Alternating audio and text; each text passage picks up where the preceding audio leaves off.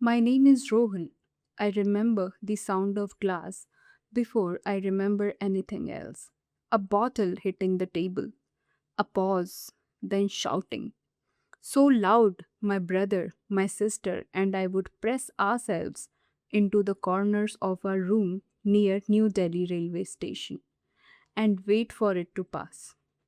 One evening, I came back late to the NGO center.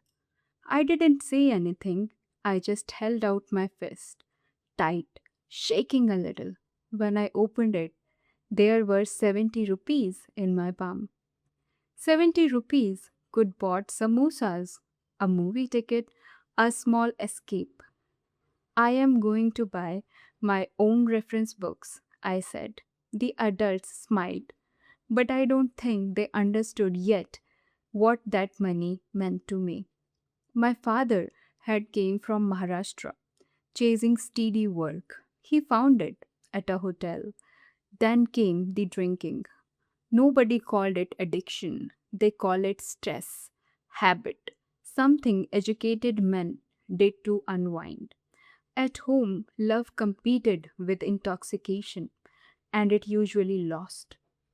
When an NGO helped enroll me in a school, the stiff uniform, the heavy bag felt like protection. At school, voices didn't explode without warning. Silence wasn't dangerous, but the real change came somewhere else. I found Mehendi. In narrow lanes full of dust and diesel, my hands learned to move with patience. Flowers opened under my fingers, paisleys carved into place. Fine lines connected into patterns that felt intentional. The world stayed grey, but the palms I worked on did not. A social worker noticed. She helped me apprentice at a small neighborhood parlor. I earned little at first, but it was mine.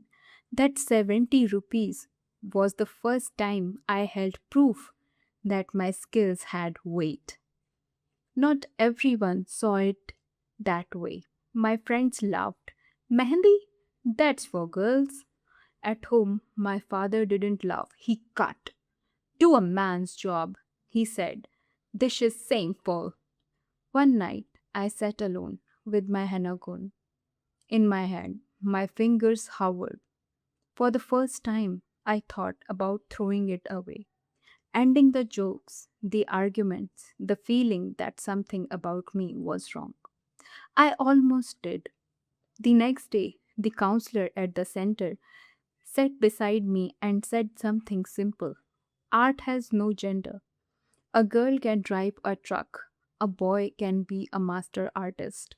This is your life. Live it without any regret. The house didn't change overnight. The drinking didn't stop. Money stayed tight, but something in me did change. Now, when I pick up a henna corn, my hand doesn't shake. I still walk home into uncertainty, but I walk carrying skill, income, and choice.